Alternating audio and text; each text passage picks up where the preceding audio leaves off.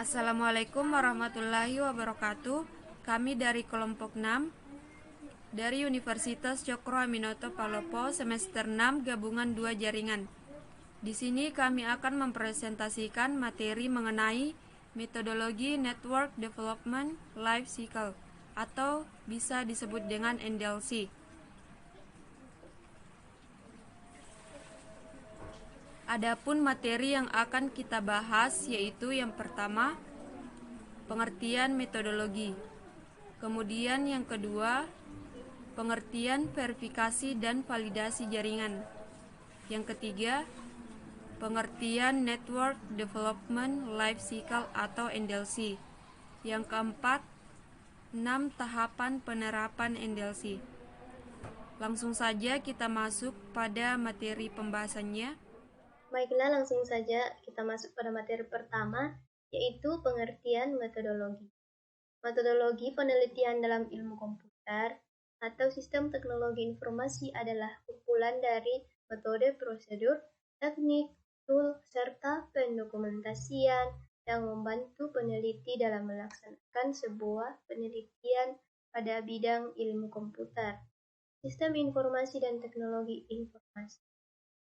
Metodologi ini sangat penting dalam penelitian karena metodologi akan membuat penelitian menjadi lebih terarah, dan dengan adanya metodologi, peneliti mempunyai kerangka kerja yang dapat menjadi panduan untuk peneliti.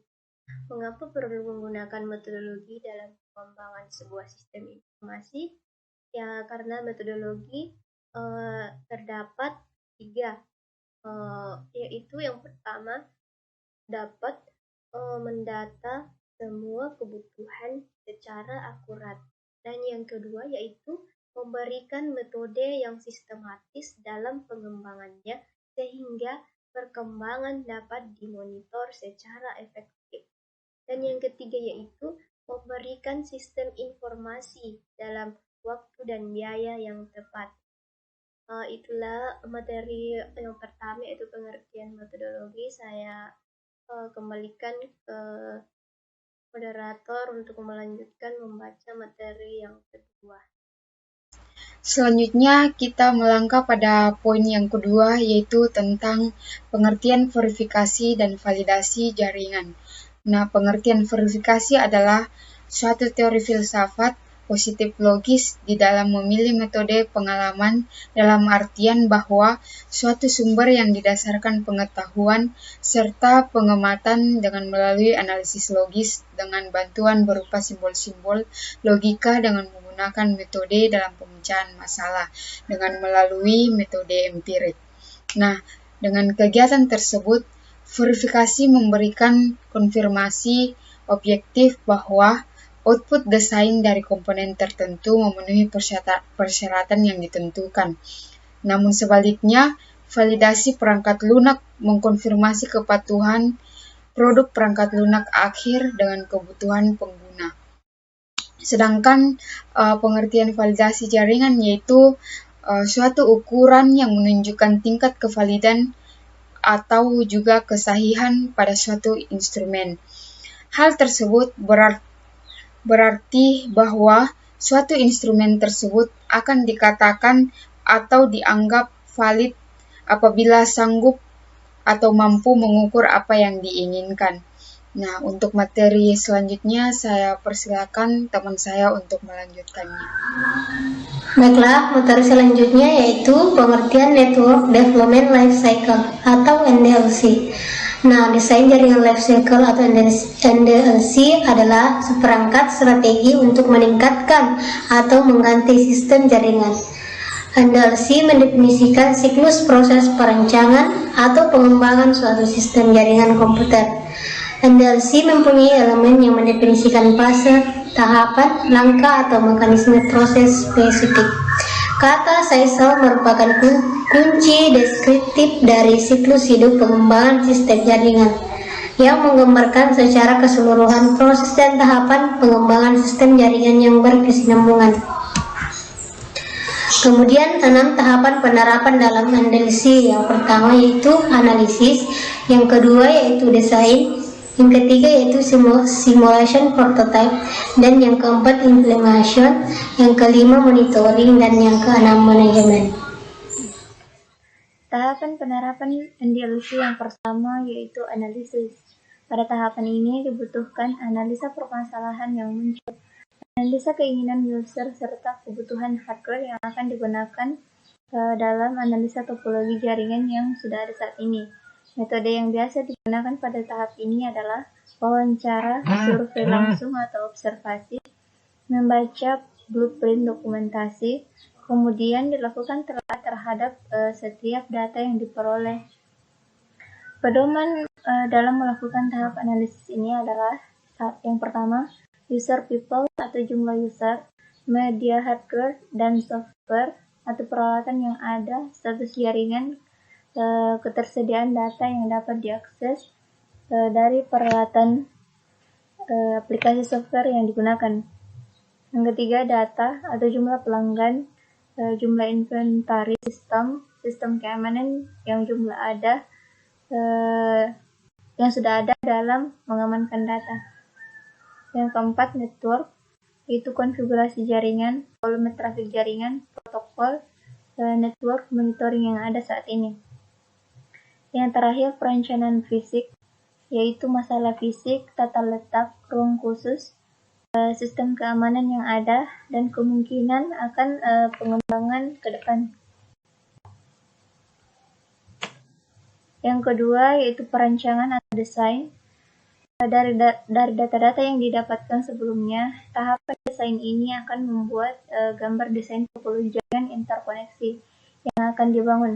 Diharapkan dengan gambar ini akan memberikan gambaran seutuhnya dari kebutuhan yang ada.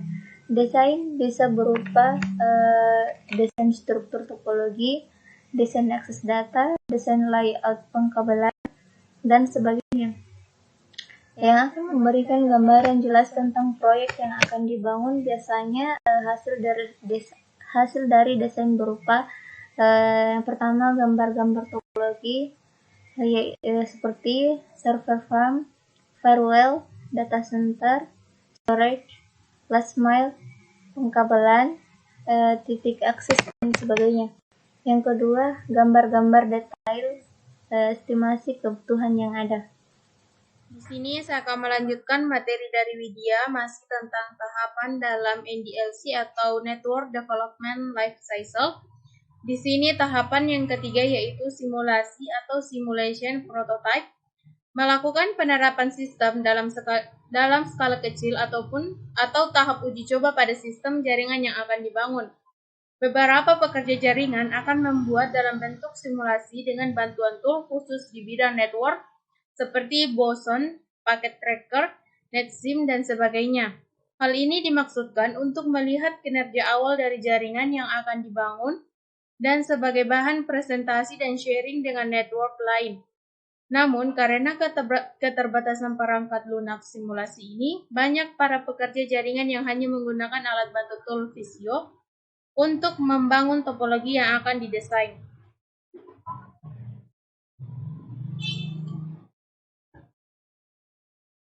Yang keempat adalah implementasi atau implementation. Pada tahapan ini akan memakan waktu lebih lama dari tahapan sebelumnya. Dalam implementasi, pekerja jaringan akan menerapkan semua yang telah direncanakan dan didesain sebelumnya. Implementasi merupakan tahapan yang sangat menentukan dari berhasil atau gagalnya proyek yang akan dibangun, dan di tahap inilah tim network akan diuji di lapangan untuk menyelesaikan masalah teknis dan non-teknis. Ada beberapa masalah-masalah yang sering muncul pada tahapan ini, diantaranya yang pertama, jadwal yang tidak tepat karena faktor-faktor penghambat, masalah dana atau anggaran dan perubahan kebijakan, teamwork yang tidak solid, peralatan pendukung dari vendor, makanya dibutuhkan manajemen proyek dan manajemen risiko untuk meminimalkan sekecil mungkin hambatan-hambatan yang ada. Inilah materi yang saya sampaikan. Untuk materi selanjutnya akan dibawakan oleh pemateri selanjutnya. Kemudian materi selanjutnya adalah monitoring. Setelah implementasi, tahapan monitoring merupakan tahapan yang penting agar jaringan komputer dan komunikasi dapat berjalan sesuai dengan keinginan dan tujuan awal dari user pada tahap awal analisis. Maka perlu dilakukan kegiatan monitoring. Monitoring bisa berupa melakukan pengamatan untuk memantau traffic yang berjalan di jaringan sudah sesuai dengan semestinya, melihat koneksi yang aktif pada jaringan, dan melihat hasil pengukuran bandwidth pada keseluruhan jaringan, atau melakukan pengamatan pada seperti berikut.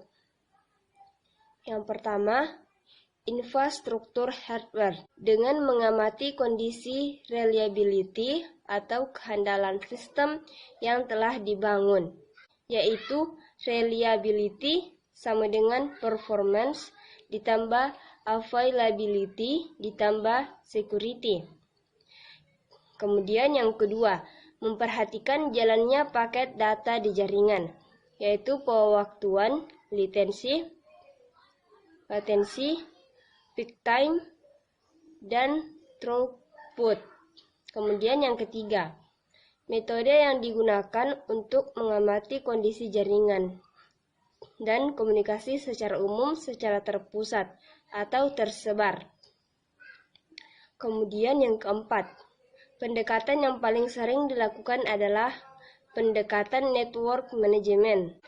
Dengan pendekatan ini, banyak perangkat baik yang lokal dan tersebar dapat dimonitor secara utuh.